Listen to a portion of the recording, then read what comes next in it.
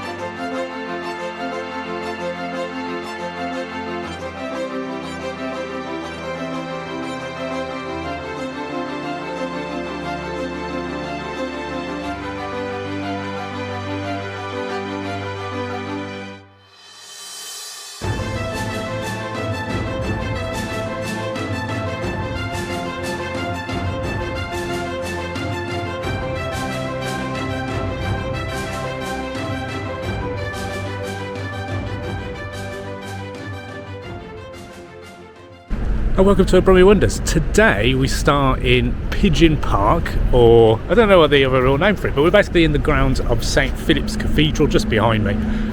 Colmore Row, Temple Row and all that. This is where it essentially all began, with all the fancy posh bits of Birmingham. But why we're really here today is to explain Cannon Street just down the road and how that was an offshoot of Cherry Street. Now, why is it Cherry Street? Well, it used to be a cherry orchard. If you look at the old maps, you can see how most of this was just green land. There weren't much of anything. There was a few buildings just on Temple Row there. I don't believe even the Grand Hotel, which is just in front of me. I'll spin the camera. But none of this was here either. So that's us established, and we're going to head down Cherry Street now, which I'm sure you'll all recognise the McDonald's if you are local. And this would have been a path carving through the cherry orchards at the time, owned by the Guest family in the 1700s. And then we'll get to Cannon Street, which was actually introduced in 1733 when that same Guest family decided to carve a path down towards New Street, which is there today anyway. And yeah, we're just going to look at how pretty the buildings are, what's been down that road in the meantime, what it's up to now, and deciding, is it the prettiest street in Birmingham? I think so. So let's head down Cherry Street now. As we go, I'm just going to go from here. Here we go, spin it.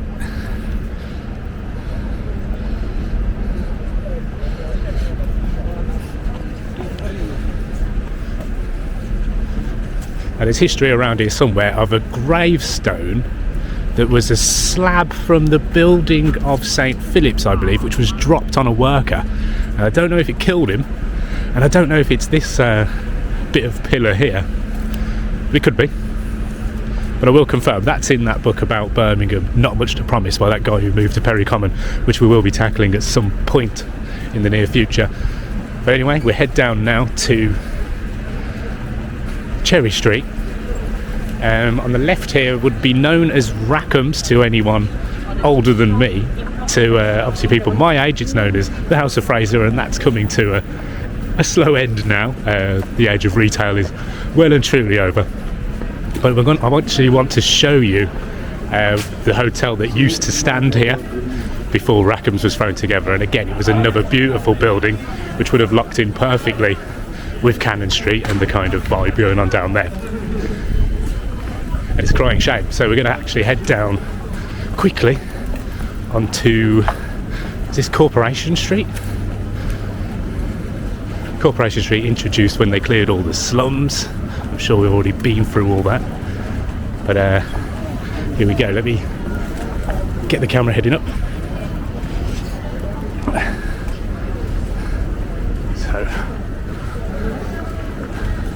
So I believe this was built in the 60s, possibly in just the early 70s. It's a massive change for what used to be there.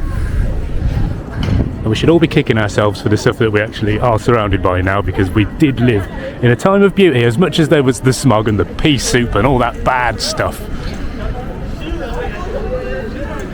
This used to be this. I'm just going to pop it over the camera now. So you see, we're definitely lock in with what used to be opposite the road here. So we're going to head back up Cherry Street. Remember, picture the orchard, picture the trees. There used to be a church down here, the Baptist Church of, I can't remember his name, I'll throw it up on the screen, and I believe that was plonked here. But onto Cannon Street. Now you can see how lovely this all is, and the nice thing is everything's been kept ish. I mean, obviously not this and this, and this is all kind of new. A bit of a failed development as far as I'm aware, and unfortunately this street is dying the retail death just like everyone else. You can see the old lamps, the old lovely everything. Recent history in my mind is this little shop on the corner here. I don't know if anyone will remember, but let's go back to about maybe 2010, and we had the milkshake shop, probably one of the first of the new age milkshake shops, and I'm sure there was a little waterfall built in, and it was actually really nice. But obviously that's been up for let for a while. I don't know if it had a brief term as a gambling shop, I can't remember, but it's lovely. Now, where I do actually spend a lot of time is in, I mean, it's called Caxton House now. I'm not sure what this was known as before. There's people from the 70s who remember this as being a snooker club, which, I mean, this is now called 4 Street, but this was Little Cannon Street until Union Street was put over there, and then they called it 4 Street for some reason. So this is all part of the new development, flicking back to this kind of new build, which doesn't lock into the surrounding features as much as everywhere else, which is a shame. But down here there's been a lot of effort to keep things looking just right. I mean, even this facade on the front of the Windsor pub here, that's 1990s added in, and it looks the part. I don't know how bad it got. Now, the Cannon Chambers building here, now known as the Studios, which is a conference and meeting space essentially, slightly newer than that. But this did exist when the Mail and Post building was up and running, and I've got some footage of loads and loads of vans all down here, and eventually that got too busy, so they built a new building, purpose built to house the newspaper printing press and all that kind of good stuff. Now, in the footage, hopefully this Enterprise van moves in a minute, but you can see the nice artworky carvings around the doors here. Now you can spot those in the video of all the Morris Minors from back in the 70s, or was it 67 when that was taken up? Oh no, 65 I think they started building the new building. So obviously this is all new, because next to this door in the video, it's tall wooden framed windows going all the way up to there. And those windows right in the end weren't filled in, and that was actually full of glass as usual.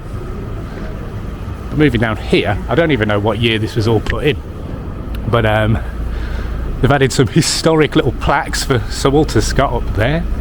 We've got William Shakespeare. I'm not sure why William Shakespeare's on there, if there's a Birmingham tie, but you can see just the change from the old into the new, but very in keeping, which you don't see much of these days. I believe all of this side is old school as it always was. We've got the Newton Chambers.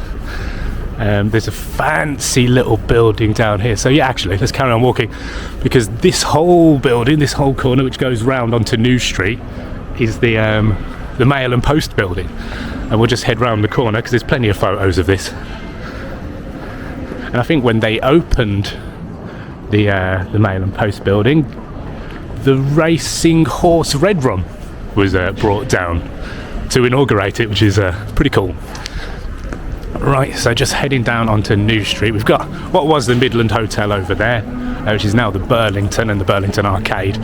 Cool fact about the Burlington, we will tackle it at some point in the future, but it's actually it's the place where the Rivers of Blood speech was made by Enoch Powell. That happened in the meeting rooms that are still functioning today. There's a really cool window actually inside from the original around 1874 when it was the Midland Hotel, and you can see the stained glass window there. But I digress.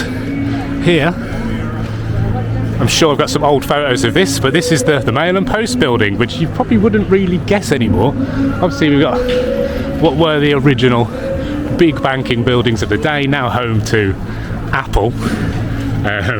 So that's interesting. But this whole court, I mean, like HSBC are there now on the old ramp, but I imagine there was beautiful things there before.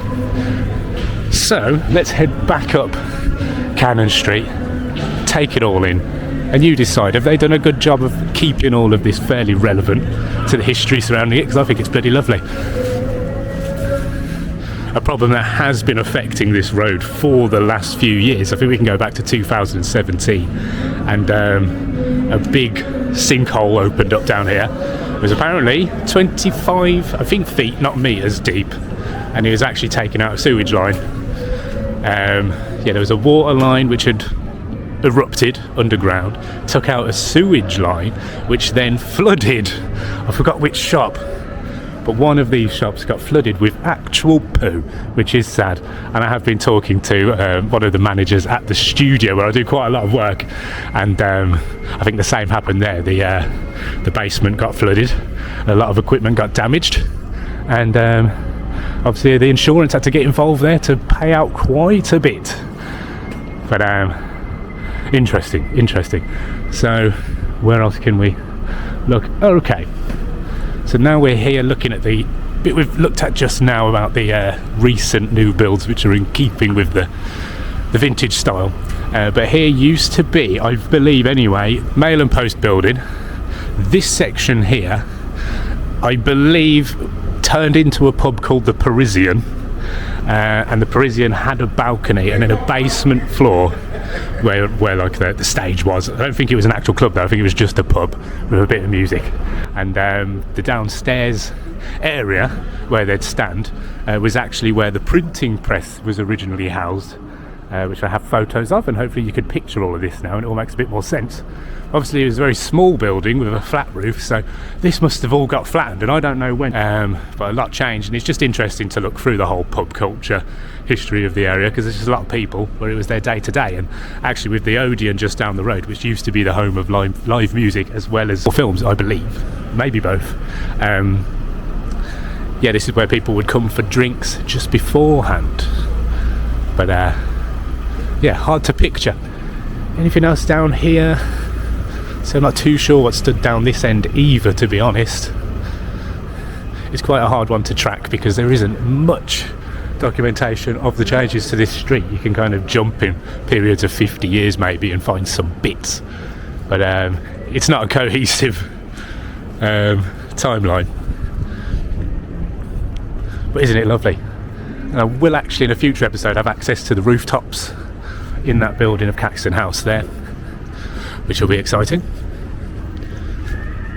So while we're here, let's bust up this one, which will take us to New Cannon Passage. Now heading up here just to show you Needless Alley, because that's got a good bit of history and we're nice and close. Nothing to do with Cannon Street really, but really cool to have a quick walk down there and then compare it to the photos of when there were frontages of shops, restaurants, I believe a buffet of stew and casserole, and some just some pubs really. Now it's home to the loading bays of all the shops that line Bennett's Hill, not Bennett's Hill, what's the road just around the corner, Summer Hill? Can't remember, I'll throw it up on the screen. But it's basically where you do all your deliveries. It's a very small street, still pedestrianised, you can still walk down it. And I caught a little video doing a walk down of this the other day, so I'm just going to throw that over the top now.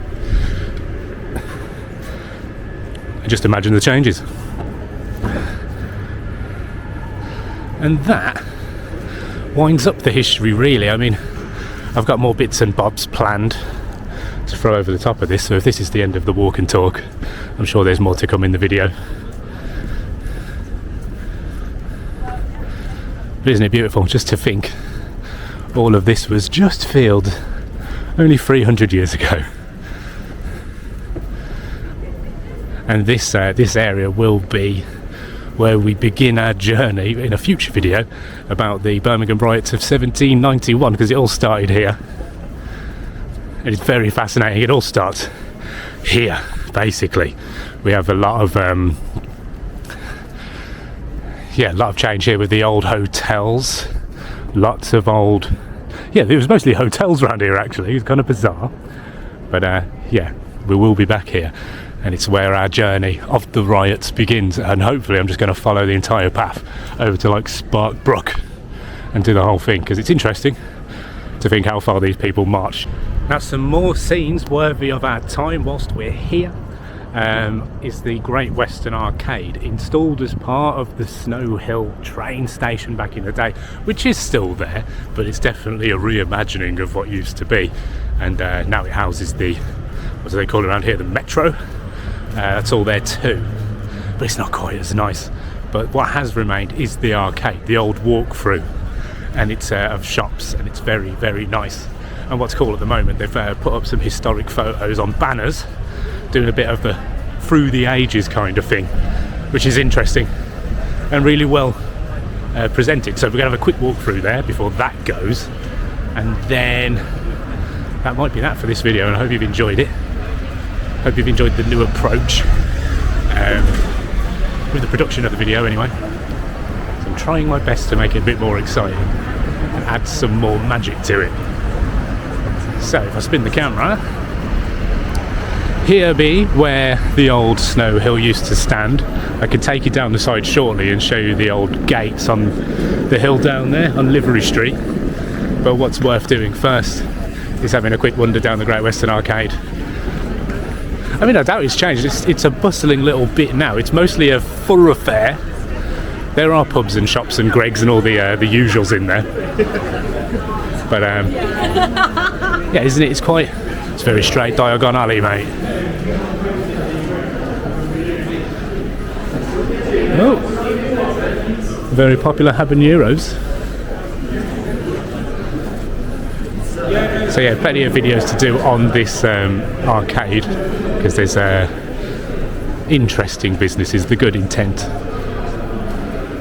charity-driven pub that's not given to charity quite yet, but they're getting there. Mr. Sim's Sweet Shop, you see what they're going for. My favourite shop down here was John Hollingsworth's Tobacconists until they started banning flavoured tobacco, so that's where I stopped. And now there's a vape shop right opposite it, which I find myself frequenting more often, which is depressing, isn't it? If I have a quick look in the window, because I doubt this will be around for much longer. Shaving creams, boot polishes and that, tankards and that, pipes and that, cigar cutters and that. It's all very nice, and I just can't imagine this sticking around for much longer with things such as tab lights just over the side. How sad is that? Now what I've done is walk down here and completely ignored all the banners and the building, so we're going to head back to the bottom and start again and concentrate on just how bloody pretty this is. Oh no, we'll walk back down. We're double-sided. Okay. Prime spot for the big issue seller just here usually, so we're getting away with it today. Right. Starting here. Isn't that nice? Okay. And back down. Keeping an eye upwards this time at the banners and the timings. So as I started, 1876. The arcade is thrown up. Victorian era ends in the 1900s. After World War I, a good run in the 20s apparently. It's very nice. Great Depression in the 30s, preparing for the war in the 30s. Surviving the war, but it looks like, yeah, it took some damage. Can I zoom in on that? Obviously I'll try and pull these photos up on screen. It looks like the roof was taken out. It's quite sad. So again, a lovely job on the rebuild. Glad they've kept up with keeping this all up to scratch, because it'd be a shame to lose it, wouldn't it? A rebuild in the 50s. 1988, voted the city's favourite building. Okay. The 90s, a new era. I wonder what that was about. Not sure. In the 2000s, well, welcome to the millennium, so obviously nothing happened there. Things just started closing down. And apparently, we are thriving in the 20s. Do you reckon? I suppose if you've got a Greggs, it can't be going too badly. But the queues, why is it so... What is this? Is this for baguettes? Tortilla shop? Habaneros. Now I'm pretty sure Habaneros just used to have a truck at the top of Cherry Street. So obviously up and away for those guys. And that's it. So let's go and have a look at New Snow Hill. It's a very depressing build. And across the road we're going to win. Lovely. Yeah, it's all changed a hell of a lot around here. I think my favourite fact of this Snow Hill area is I believe there was a bakery up here that got attacked and arsonised by the local women who became aware that the guy was storing flour and inflating the prices. But the women took it on themselves to attack this place, which is an interesting fact.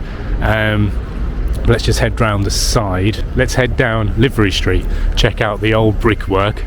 A tiny reminder of what once was. And then I'm going to call it a day, because I've got 1 minute 53 left. Oh my god. Right, down here, depressing court-like bricks. Why this took off at any point, I don't understand. Honourable mention to the old Contemptibles pub just here. Absolutely beautiful inside, and I will be doing a little bit more of a focused pub history video, because we have still got some gems knocking around. Now we are now approaching the change in brickwork, so here's the new, bloody awful housing car parks and the such. But as we cross this little gap, we come back to the old world. Oh, look at that. It's beautiful. And if we go a little bit further down, there's an entrance gate, I believe the pedestrian entrance to Snow Hill Station back in the day, which is a beautiful little thing of itself.